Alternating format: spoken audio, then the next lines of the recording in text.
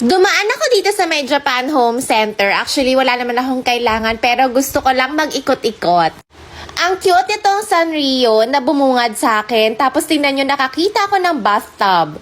Ito naman, parang chocolate siya na DIY. Tapos nakakita rin ako ng Hello Kitty na walang damit. Ayun, na-realize ko nga na dadamitan mo pala tong si Hello Kitty. May two kinds din ng Hello Kitty dito. Tapos nakita ko rin tong bracelet na Kuromi. So ayan, ikot-ikot muna ako dito. Then nakita ko tong cute na sponge.